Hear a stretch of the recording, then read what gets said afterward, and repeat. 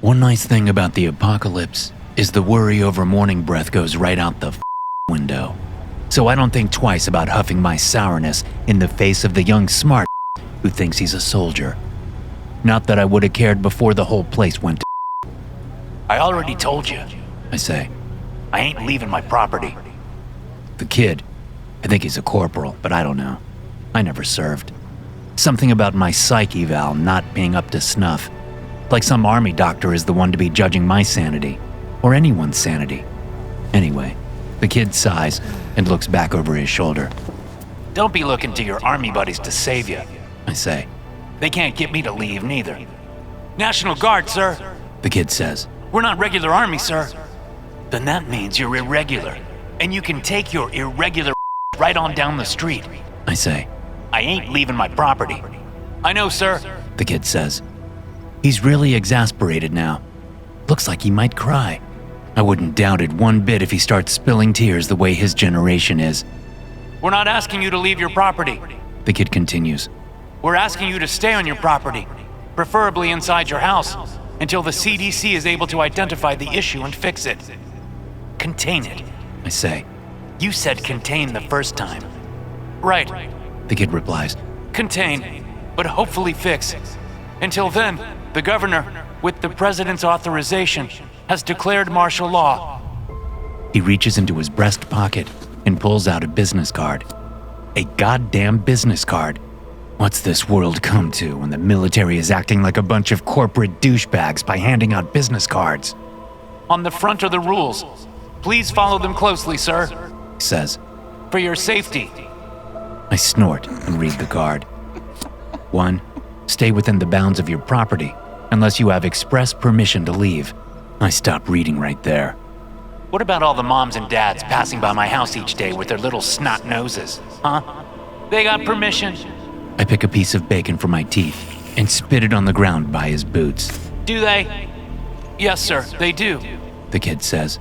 And they are carefully watched. Carefully watched, I say with a snort, then keep on reading. 2. You must provide proof of any permissions received. 3. All residents are required to be indoors by sundown, no exceptions. 4. Food and water will be provided every third day. Special requests will be considered, but may not be honored due to limited supplies. 5. If you have specific medical needs or require medical attention, please call 911. The emergency service is now operated by the Army National Guard. 6. While it is not our intention, the use of force may be necessary if the above rules are not followed. I read the card a couple of times, then flip it over. My name's Corporal Hollenbach, the kid says. My number is right there, sir. Please call me if you have any questions. We'd rather answer questions first and clear up any issues than make a mistake and use deadly force when it could have been avoided. This generation, I swear. All the polite disclaimers they say to save their own egos. It don't matter a goddamn lick whether or not I ask any questions first. If the government wants to come in shooting, then they'll come in shooting. I wish them good luck with that, considering. I let the card fall from my fingers and land in the overgrown grass at my feet. My lips turn up in a smile, but I ain't happy. That's for damn sure. That's a Remington 870, the kid says, looking at the shotgun I cradle in my arms. You duck hunt? This is the home defense model, I say. Bought this just before the vid hit. Good thing I did. You couldn't find one even 3 states down during lockdown. I snort and sneer at the kid. Never thought I'd need it for another one. Sir, I can assure you this is a lot different than COVID, the kid says. I just keep sneering. Hollenbach, let's go. One of his army buddies shouts from the Humvee parked in front of my house. We got 8 more blocks to hit, for fuck's sake. Be careful with that, sir, the kid says, nodding at my shotgun. Don't you worry none about me, I say. You have a good day now. You too, sir, the kid says, then joins his buddies, and off they go. I watch the Humvee drive a few houses down, picking up other kids playing army along the way. Then they keep going and take the corner and are lost from sight. Good goddamn riddance. I look down at the business card half hidden in my grass. I kick at it with the toe of my boot. Son of a bitch, I mutter as I bend down and pick the card up. You need to mow your lawn. The screeching voice calls from across the street. The widow Bollinger has come out onto her front porch. Bitch. Yeah, I'll get right on that. I say as I tuck the business card into my front pocket. Now that my hand is free, I give the widow a wave. It's a one-finger wave, and I don't really wave so much as I hold that finger up high so she can see it clearly. I don't want any misunderstandings when I'm trying to be neighborly. Right back at you. Widow Bollinger says, returning my salute. I can't help but chuckle as I make my way across my lawn and up onto my front porch. It's been a morning, I'll say that. With weary bones already the wearier from dealing with that government bullshit, I plop into my rocking chair and rest my shotgun across my legs. On my left side is a faded red cooler filled with cans of Youngling. About the only beer I drink anymore, now that all the American companies have been bought up by foreign corporations. Never trust foreign beer. They put stuff in it to make you weak like Europe. On the side of me is a long blue cooler. Ain't no drinks in that one. Nope. That's where I keep the boxes of extra shells for my shotgun. I also keep an AR-15, 2 Smith & Wesson .45 semi-automatics, and an MR Desert Eagle, which, if I'm being honest, I'm not sure these old wrists can even handle anymore. That baby gives quite a kick. But I got it in that cooler with my other firearms, along with enough ammo for everything to last me until Gabriel blows that horn and Jesus comes down from on high with his fiery sword, ready to smite the wicked. Not that I'm much for church or scripture, but damn, wouldn't that be a sight to see? I check my watch. 10 a.m. in the morning. Time for breakfast. I lean to my left and open that faded red cooler. The ice is already halfway melted. I'll need to drain out the water and top it off by lunch, otherwise the beer will start to warm up. And I ain't drinking warm beer, even if it is American. The hiss and fizz of the beer as I crack the can open just fills me with joy. Is there any greater sound? Sheldon! Widow Bollinger yells from her own front porch. You better eat something before you open a second. Damn woman is always trying to tell me what to do. I get it that she lost her husband last year to the cancer, but that don't mean she gets to start using me as her target for all her nagging and never-ending judgment. There's 1,000 reasons I didn't get married, and harpies like her is at the top of the list. Too late. I yell and hold up the can. I already had one with my coffee this morning. I chug the beer, crush the can, and throw the empty onto the pile at the far end of my porch. It bounces off the side of the pile and falls through the broken slats of the porch railing, landing with a few others down in the weeds and dead rose bushes. Without taking my eyes off the woman, I reach back into the cooler, pull out another beer, crack it, and take a nice long sip. Ah, so damn good. I say loudly. Widow Bollinger gives me the middle finger once more, then shuffles over to her own rocking chair and practically falls into it. One day she's gonna miss and break a hip. She better not cry for any help from me. No way. I'll let that bitch die before I waste my time trying to help her. We both sit on our respective porches, rocking the morning away.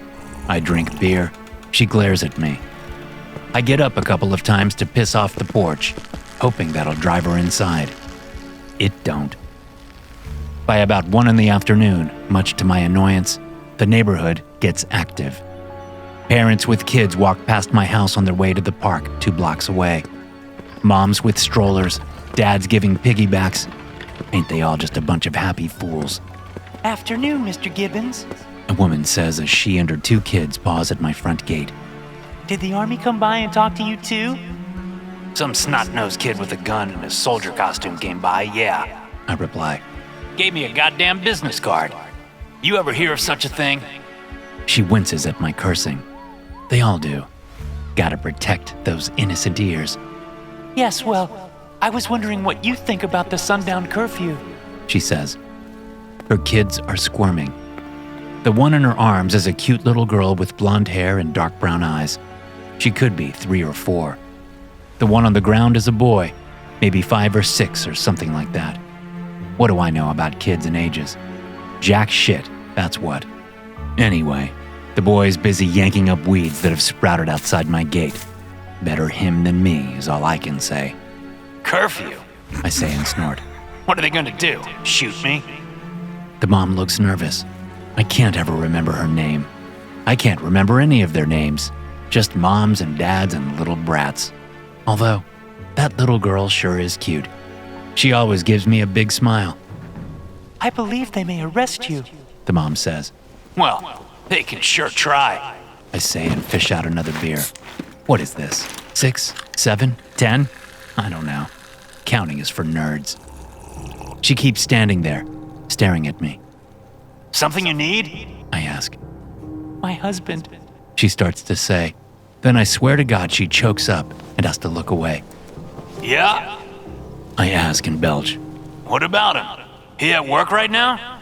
She shakes her head. No, his office shut down when they quarantined the town. Sounds reasonable. I say and sip some more. The little girl waves at me. I scrunch up my face and stick out my tongue. She giggles. Dang, she's cute, My husband was taken to the hospital last night. the mom says. That gets my attention. What was that? Widow Bollinger shouts from her porch. Does he have the crusties? That's what they're calling it. The crusties. When it first appeared in our town, no one had a clue as to what was going on or where it came from. As far as I know, it ain't spread nowhere else. Just us lucky SOBs here in good old Vicksburg. Folks started getting dry skin around their lips and eyes. Then it spread. Before people knew it, their entire bodies was covered in what looked like scales. I ain't shitting ya. Folks grew scales. They started calling us Ground Zero, but I can say this place has always been a zero. The mom turns around and shields her eyes from the afternoon sun. Yes, ma'am. She says to Widow Bollinger. They are pretty sure they caught it early. I'm hoping to go see him tomorrow or the next day. They said they'd call me. Even from across the street, the widow and I share a look. Mama ain't never getting that call. Shouldn't you be back at home? Widow Bollinger asks. And I know what she's really asking. Why the fuck are you and your little germ factories walking around the neighborhood if you have been exposed to the crusties? Jesus H. Christ and all his pogo sticks. This woman could kill us all. The army said that close contact isn't how it spreads. The mom says. They say there has to be some sort of exchange of fluids like a bite. The widow and I both snort loudly. The mom swallows hard and tries to smile as she looks back and forth between us. Well, I'm sure it'll all be fine. I say with enough sarcasm in my voice that the little boy stops pulling up my weeds and grabs his mama's hand instead. I give the kid a wink, but he don't care. He's too busy hiding behind his mama's legs. It'll be just fine. Widow Bollinger calls out. What you needing, hun? The mom looks nervous as all hell, and not just because I've been giving her shit. I was hoping, Mr. Gibbons, that maybe you could show me how to shoot. She says. Now, I gotta say, that ain't what I was expecting to come out of her mouth. I narrow my eyes and study her for a second. Then I nod, set my shotgun to the side and stand up. Woo, a little wobbly from drinking and sitting so long. But I get it under control and lean my forearms on the porch railing. You got a gun? I ask because no way am I letting her have one of mine. Yes, sir. She says. It's a shotgun like yours. My husband's. He duck hunts. Good for him. I say. It American? I'm sorry? She asks. The shotgun. I say. Is it American? Or one of them foreign models? I don't know. She answers. Well, I tell you what. I say and stand up straight. I reach back and grab my shotgun and cradle it in my arms. You bring it by tomorrow, and I'll have a look at it. Thank you. She says. Don't thank me yet. I reply. I said I'd have a look at it. I didn't say I'd teach you how to use it. I want to look first. Okay, I understand. She says, nodding up and down like a fool. I can tell she don't understand shit. I'll look at the shotgun, and if it ain't foreign, then I'll see if it's even worth showing her. Some folks can't handle guns. They're more likely to shoot themselves or their pretty little girls, then shoot any threat. We'll see. I say. Bye now. To her credit, she gets the hint and goes on her way to the park to join the rest of the clueless. The widow and I share a look again after Mama and the kids are out of earshot. What do you suppose she knows that we don't? Widow Bollinger shouts. I shrug, then turn and walk inside. Time for a roast beef sandwich. The sun is just about to set as I finish grilling up some hamburgers I had in the fridge. I slap those patties between some buns with nothing but ketchup on the side. Patties, buns, ketchup. If the beef is good, then you let the beef be the star.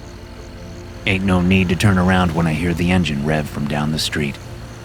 I take a huge bite of burger with my back to the street. The engine gets closer, then brakes squeal, and I hear it idling in front of my house. Sir? A voice calls to me. What? I ask without turning around. Curfew is in effect, sir. The voice says. With my mouth full of burger, I turn and stare at the same damn kid that was here this morning. I stare and chew. Stare and chew. Then I swallow and take another bite, starting the whole thing all over again. Stare and chew. Stare and chew. Sir, you need to go inside, please. The kid says. Hollenbach, was it? I ask around a mouthful of meat and bread and ketchup. Yes, sir. He replies. Corporal Hollenbach. Well, Hollenbach, I like to sit out on my front porch and watch the fireflies. I say. So you have a good evening now. Sir, all residents are required to be inside after sundown. He says, and takes a look over his shoulder at the last bit of pink light reflecting off the clouds. Which is in about 5 minutes. I am inside. I say, stare and chew, stare and chew. You must be behind closed doors. He says. Please, sir. I glance past him at his buddies waiting in the idling Humvee. There are 3 waiting. 2 of them are ignoring me and chatting away. The third is eye-fucking me hard. I ain't afraid of this Hollenbach. I ain't really afraid of none of them. The eye-fucker can try to glare me down all he wants. I'll finish up my dinner and head inside. I say. I appreciate that, sir. The kid says. He looks around like he has a secret, then clears his throat. Just in case you decide to change your mind, patrols will be driving by every hour on the half hour. Every hour on the half hour?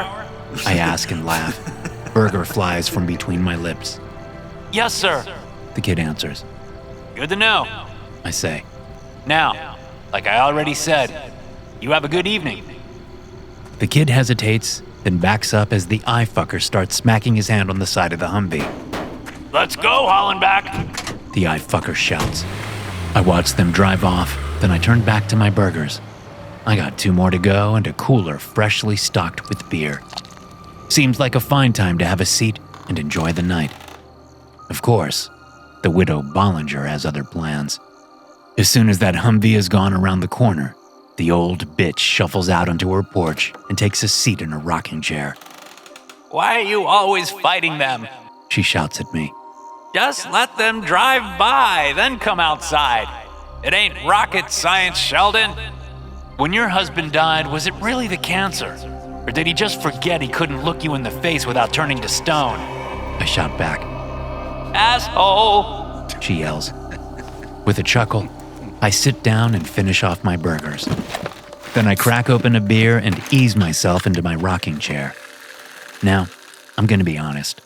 I have no plans to be outside on this front porch too much after the sun goes down. That ain't a good idea. I've seen what happens to folks that decide otherwise. My next-door neighbors on the right tried it one night and they got themselves in a heap of trouble. And by a heap of trouble, I mean some crusties came up and ripped them to shreds. I ain't saying they just killed them. No. Those crusties turned them folks into stew meat right before my eyes. This was early on, before we knew our little town was already being targeted and talked about by the idiots in Washington. By the time we got shut off from the rest of America, I'd say half the houses in this town had sleeping crusties in them just waiting for night to come. The first week the military showed up was nothing but door kicking and gunfire, But I know they didn't get them all. Shit, they know they didn't get them all. Probably why they's so scared all the time. Yeah, anyway, I wasn't lying when I said I like to sit out on my porch and watch the fireflies. But I ended up seeing a hell of a lot more than some bug asses blinking away that night. It was dark, and I saw the Crusties climb over the neighbor's gate. White picket gate, of course.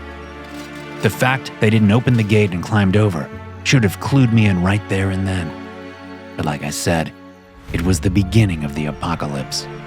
I just thought the people was being weird like people are. The neighbors were neighborly and stood up and waved to the Crusties. When the Crusties didn't wave back, they started asking them questions. When the Crusties didn't answer the questions, the neighbors began to panic a little. They should have panicked a lot.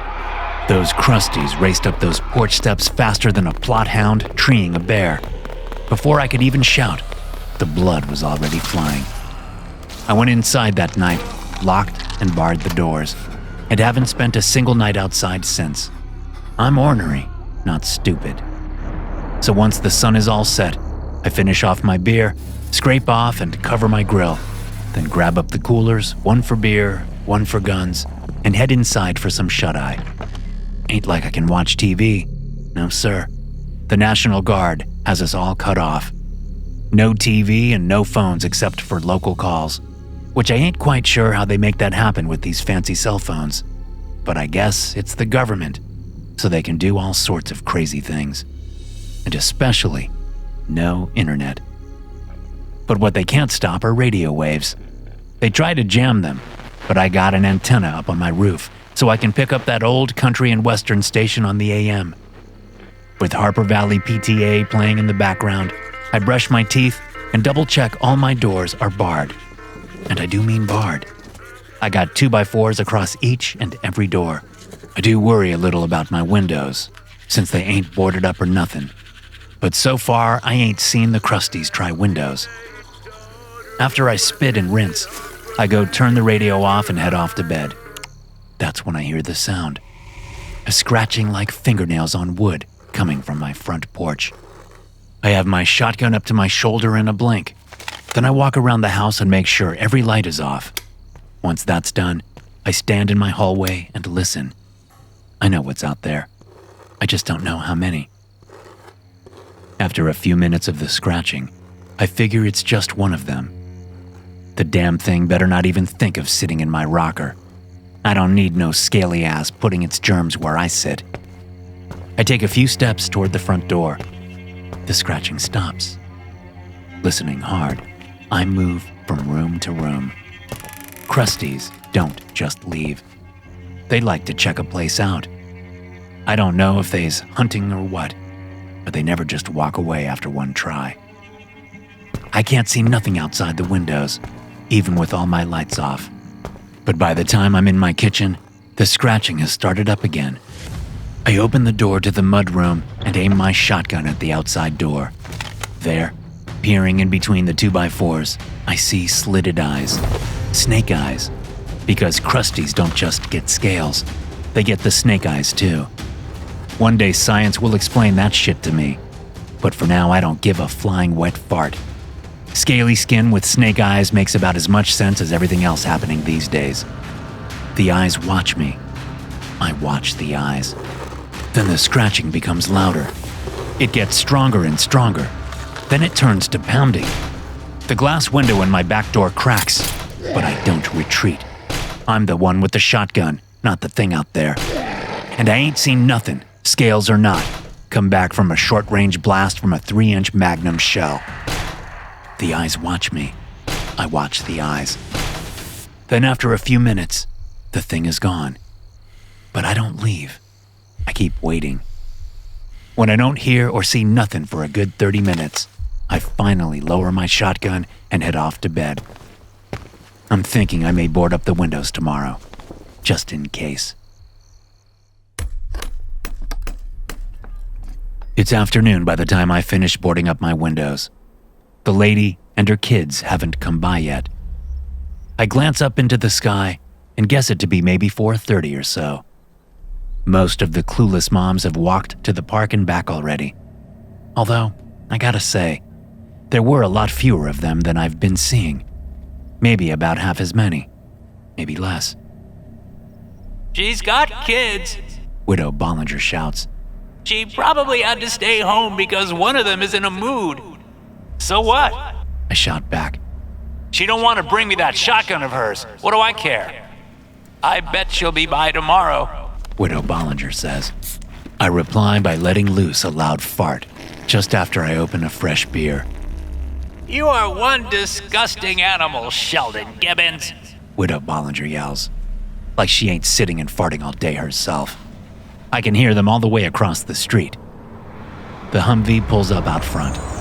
Great, Hello, sir. the kid says. I guess I'm on his route now. We have cases of water for you. What the hell do I need cases of water for? I ask, not bothering to get up. That's why God made taps. Yes, but just in case the water supply is cut off, you should probably have a couple of cases on hand.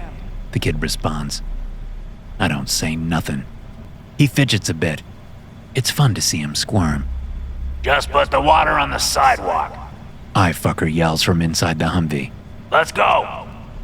So the kid does just that.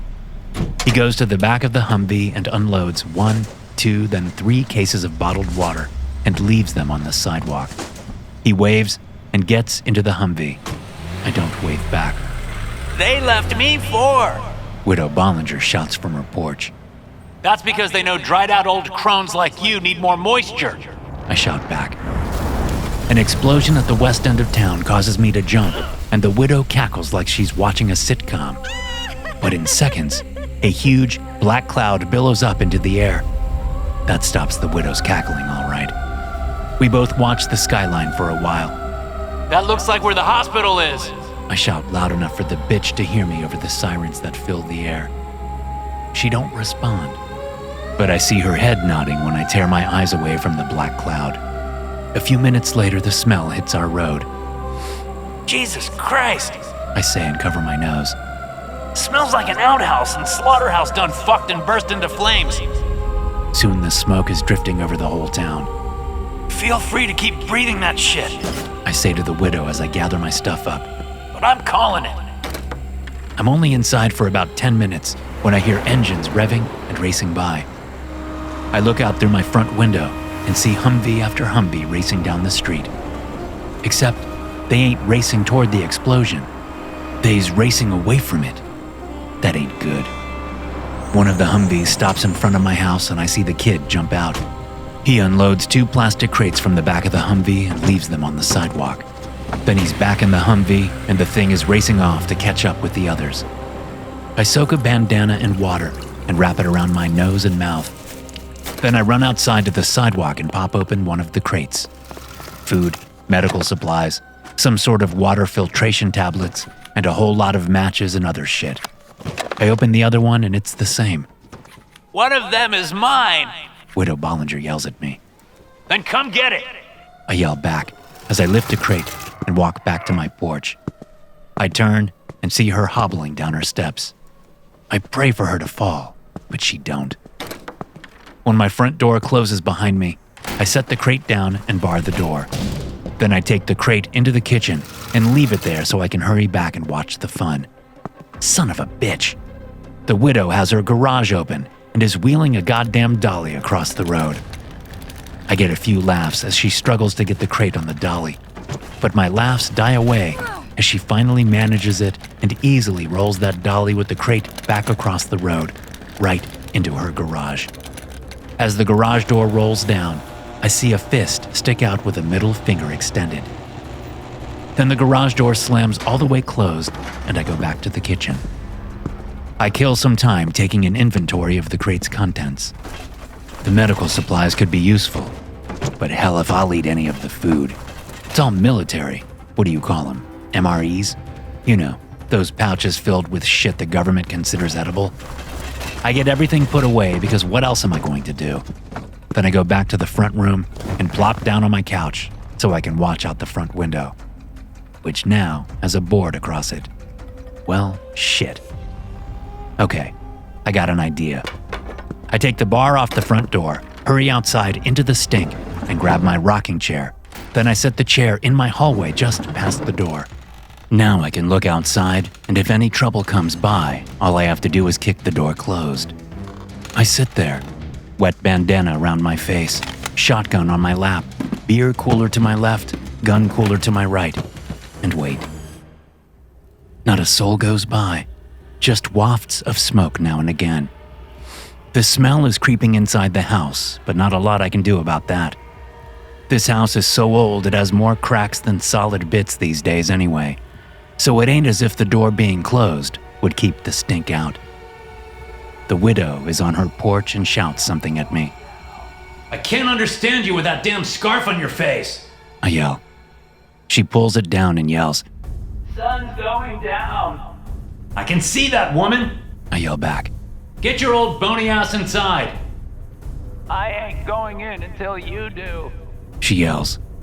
I am inside, you dumb. But I don't finish because I see movement out in the street. I lean forward and can't believe my eyes. Krusty's is out before the sun has gone down. The widow Bollinger has seen them too, and she lifts up her own shotgun. Probably one of them Mossbergs, not a Remington like mine. Why ain't she going inside? I stand and wave at her in a shooing motion. She shoos me back. Damn the woman. I shove my rocker down the hall out of the way, then move my gun cooler closer to the door. With my shotgun to my shoulder, I step out onto my porch for a better look at the street. I'm just gonna take a peek, then get my ass inside. Except what I see freezes my feet to the warped boards of my porch. The whole street is filled with Krusties, and they're coming from both directions. Far off, I hear gunfire, then screams. Then I hear gunfire and screams, and it ain't so far off. I shoo the widow again. She flips me off without lowering her shotgun. Jesus, how many are there? Looks like the whole fucking town. This ain't good. I'm about to say fuck it and go inside. I can barricade myself down in my basement and wait until well, I was gonna say morning, but it ain't looking like that matters much anymore. I take a step back inside, then I stop when I see her. That cute little girl. She's walking along with the Krusties like she's out for a walk with her mama. I didn't know the little thing could walk yet. I only seen her in her mama's arms. God damn it. I gotta do something. I can't just leave that cute little girl out there. I'm thinking on what to do when life decides for me. The little girl sees me and giggles.